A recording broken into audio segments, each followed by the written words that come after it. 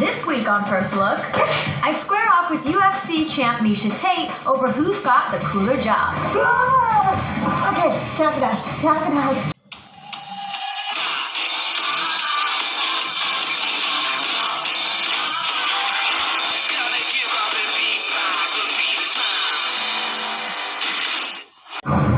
So this is normally how you start your day? It's basically like my morning coffee. In the world of mixed martial arts, several words come to mind: strength, strategy, and sheer brutal force. But for the elite athletes in this sport, stepping into the cage is just another day at the office. And for UFC bantamweight champion Miesha Tate, who recently snatched the belt from Holly Holm, it's a profession she takes very seriously. I am my business, I am my job, so everything from how many hours I sleep at night, to my diet, to how I train, to how I recover, it's all part of the process, and it's a round-the-clock, 24-hour job. Oh my god. So this is grappling, getting people in certain holds and Joint manipulations and chokes. joint manipulations and chokes. So essentially if I pull on this arm, it's gonna hyperextend your elbow. Ooh, have you ever broken anybody's elbow? No, but I've broken their face. My record as a professional is 17-5. I had 6 amateur fights, and before that, I was really only ever, I think, in one street fight, and I was like in 3rd grade, and I beat up a little boy, so. But it was Tate's 2012 title fight against Ronda Rousey that would become a pinnacle moment for women in mixed martial arts. Although Miesha lost, the match was so impressive, it essentially launched the women's division of the UFC, later joined by Miesha in 2013. What else is there in UFC besides grappling? Wrestling, obviously kickboxing, boxing is the part that happens on the feet. So should we move to some wrestling then? I think so, yeah. Oh god, I'm nervous. Tate is known for her expertise in wrestling and jiu-jitsu. So for a look into a typical day's work for Miesha, we're starting from the ground up with the double leg takedown. So we're gonna reach with our back hand, we're gonna push the head off balance. Yeah. Then we're gonna do our penetration step here, and we're gonna grab both legs, and my head's gonna be on your rib cage. I'm pushing you, and I'm blocking this so you can't hop. Yeah. And then that's what causes you to go down. And run that way, there you go. Nice! You even got a little flare on it, that's good. So how much of your job is actually training versus fighting? I would say 95% of this is done in the gym. I mean, it's not just physical training, there's mental training as well. So right now I'm visualizing me getting those punches in there, landing that knockout punch, doing whatever I need to do to get that victory, you know, this hand-to-hand combat. Is that scary? It is scary, but I think that's what's fun about it. Being inside the cage during a fight is unlike anything you'll ever experience unless you actually do it for yourself, because you know that once that cage door closes, that person standing across from you is coming for you.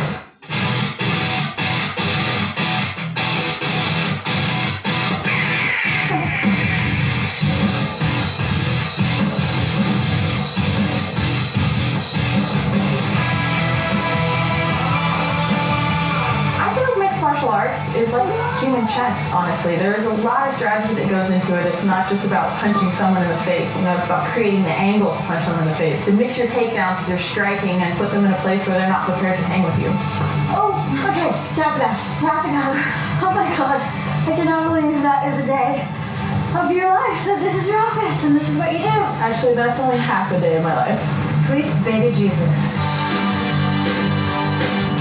Perfecting her technique for the octagon is only part of Miesha's daily grind. The other, perhaps more grueling part, is strength and conditioning. We do that for an hour straight. It's not usually my workout regimen. It's twice a day, every day. Usually the second practice is a little bit harder than the first practice, so you really got to gear up and get mentally in the right place for that. It's gotta be heavy for you though, right? No, I'm just warming up. Yeah. Me too. For me, being a UFC fighter is a dream come true. I love my job. Not many people can say that. An art form dating back thousands of years and celebrated around the world.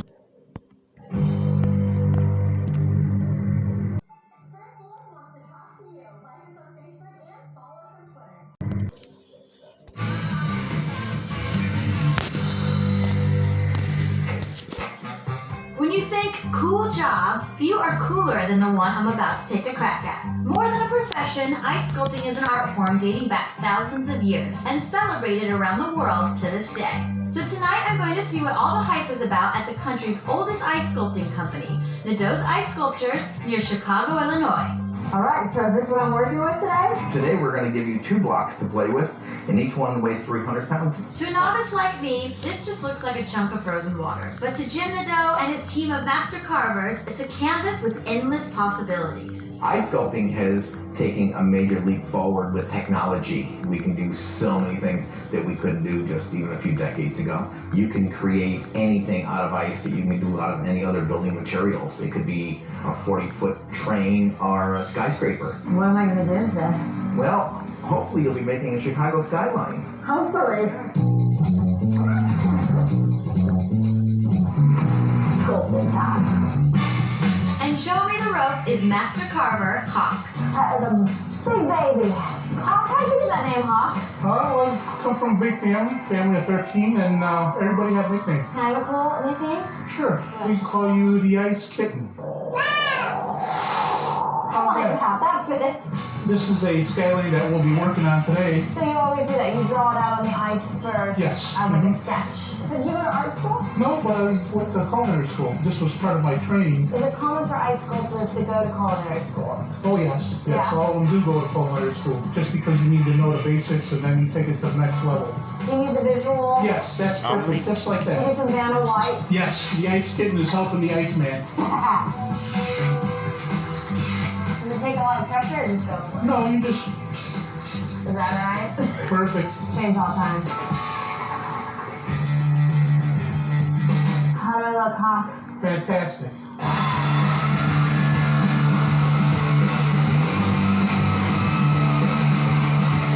Perfect. All right. Come down at this angle.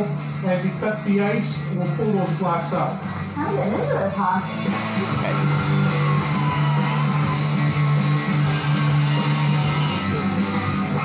Oh, yeah. Boom, baby. I never thought I would feel so comfortable with a chainsaw.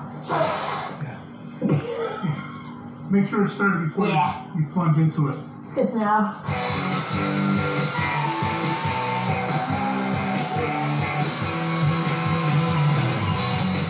Block 2. That's a workout. I think I'm on that. You kind of take over for a little bit here, huh? Show me how it's done.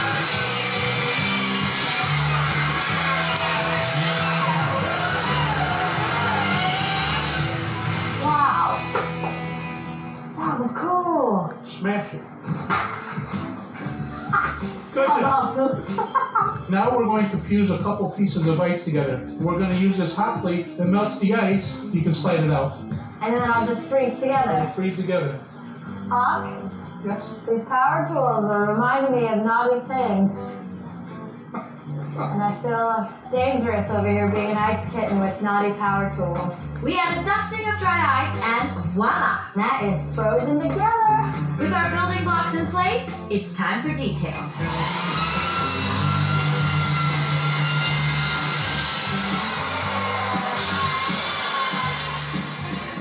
Let me take that.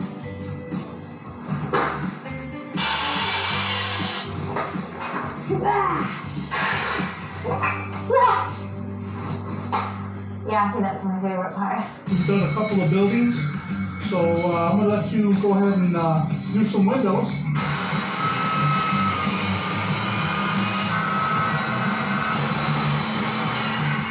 Woo!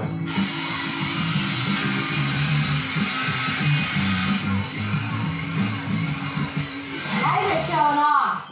Well, 24 years of experience and 20 minutes. See a little bit of a difference. We still have a few more surprises. Sweet.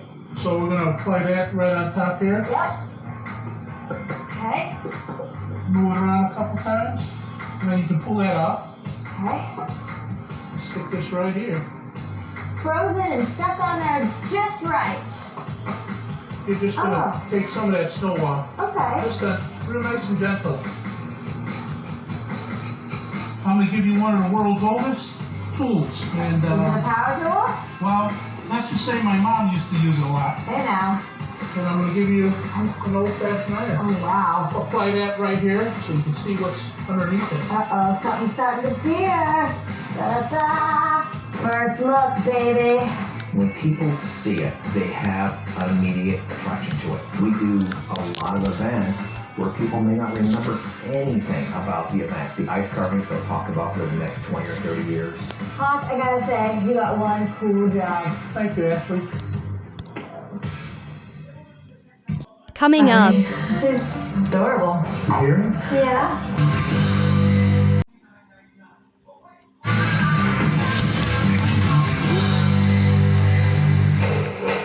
Some jobs empower you. Others break you. And some jobs can straight up scare the out of you. Gatorland has been a Florida attraction for more than 60 years, 25 years BD. That's before Disney. And Tim Williams has been wrestling, training, and working with these giants for more than 40 of them. That's a boy. Come on, get your head up. I love them. I think they're the most fascinating animal in the world. And you're lucky because today we've got to move a gator, so we're going to have you help us catch this gator today. I'm gonna help you catch it. Well, yeah, because we know what happens, so we're going to let you do it. Oh my god! They look scary. You know what to do if the gator starts chasing you. Run. And you're going to try to run in those shoes. Yeah, these are not running shoes. Running? What do you mean running? Why am I gonna be running? That's just precautions. We'll explain that later. Oh my gosh. Before I make a run for the exit, let's meet some of my colleagues. Look at the little buddy. It's adorable. You hear him? Yeah. That's what we call a distress call. He's actually calling his mom. Isn't that cool? Aw, so he's about a year old. About a year old. You can hold him. He's just wet from the war. Okay. Isn't that cool? Think about this. You're holding an animal that goes back 20 million years. That's pretty trippy. Does this little guy have a name? We call this one Willie. Willie? Willie Bite. And All jokes aside, I'm here to learn how to handle a gator. And lesson 1 is to always stay calm. Well, wait a minute. He's really hungry. he's trying to eat. He's hungry. Right, we're gonna get a lot bigger than this, aren't we? Oh, yeah. Okay, so tell me about this bad boy here. This is actually a gator we call Trezlos. He's from Louisiana. It's actually called a leucistic gator And there's only 12 of these left in the world. in the world. I think these are about 15, 16 years old. Teenager, honey. Just a youngin'. It feels like soft but thick texture here, and the bone structure on top is hard. It's really surreal being this close to an animal like this. You're very lucky. Thank you. How many folks get to see or touch one of these things? And just when I'm feeling grateful, this happens. This animal's large enough to kill an adult. You're right. There's no need to be nervous about anything. If they fall, Dude, you keep talking to me like I'm listening right now. I can't freaking concentrate. Isn't it beautiful? Oh, it's gorgeous. You haven't even looked at it. No, I haven't. I'm afraid my first day as a gator trainer is off to a rough start. Hopefully things will ease up now that it's lunchtime. Hey, stand up. Holy moly. Stand up. That's a big boy. Oh, Way up, edgy. Predator. Oh, That's a big boy. hey. You want to feed some gators? Yes. Gator, come on. Okay, Let's stay relax. down there. Start right next to their head. I missed it. They'll find it. There you go, sweet cheeks. Little snappy snack. Feeding time's over. Run along now. While these gators relax, another needs to be moved to the wrestling arena. And as the rookie trainee, it's up to me to get her done. All right, let's pull you a little more this way. See him bite the ground there? Oh, yeah, he's angry. Oh, shnikes. Now you have to keep that rope tight because Devin's going to go behind him and try to get on him without getting bit. Devin, you gonna ride that gator? Wow! It's been quite a day. Trippy. I never thought I was gonna wrangle a gator. That was not on the bucket list, but it's crossed off now. After a long day's work, I can think of a few things I'd like to do to take the edge off. And this is not one of them.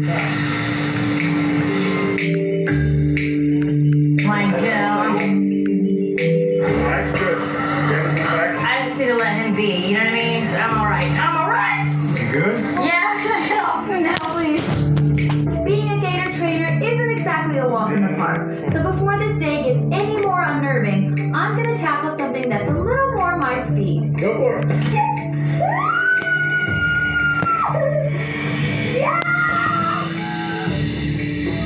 See you later, gators. To get shoes put on. And how often are you doing this to these ones?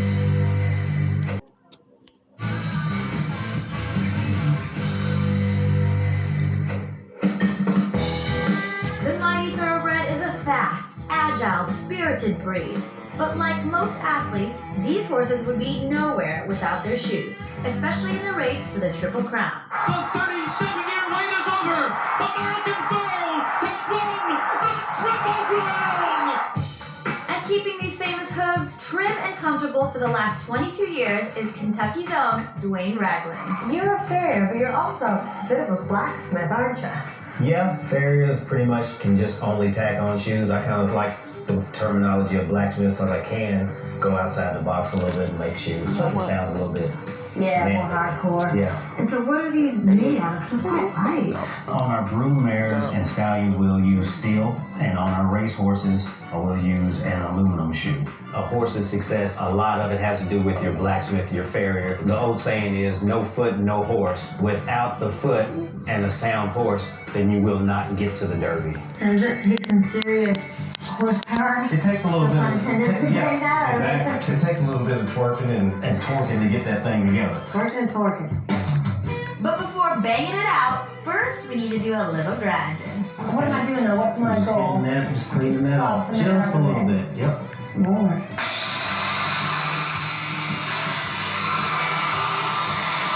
You're a natural.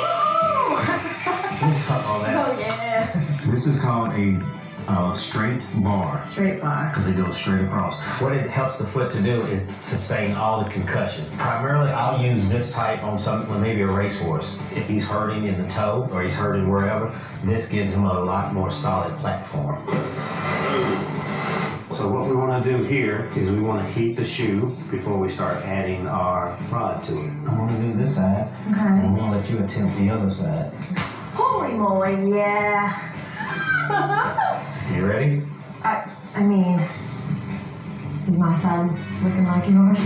Yeah, it's a little bit different. That's okay. We'll fix it up. We'll make it real cute before it's all said and done. And we're off to tack on these shoes. So we'll start by clipping the old nails off. These right here are called the pull-offs. This is a hook knife, pretty sharp. And right now I'm just preparing the foot to get shoes put on it. And how often are you doing this to these horses? I hope to do it once a month. Hopefully they won't lose their shoes. And the nailing process doesn't hurt them at all. If it's done incorrectly, it can. Smooth nails off. Wow. Here's the finished product. Those Louboutins? Now it's time for me to get messy. Chopping it up, huh? One with chaps. Have you ever worn these naked, Dwayne? I've been asked a time or two to do that. Little cheeks popped up your back. We're not doing that today. First step, clip the nails. And squeeze. Okay. Squeeze. Yeah. And again. Wow, that's not easy right there. Should we file or something? Maybe I'll be better at that. All right. Yeah. You're gonna go up under here and you're gonna put this between your legs. Oh. Can you do that? Are you sure? I don't know. Is that You can do it. Put this leg out here and pull this between here. Can I just file from there? You want to just file? You want me to hold it and file? Yeah. Okay. This is This is a new technique. this is the new technique. This is different. We're doing it? Looks pretty good. Yeah? Okay, now this is getting a little awkward. How you feeling? Pretty good. Yeah. I know. It wasn't my best work.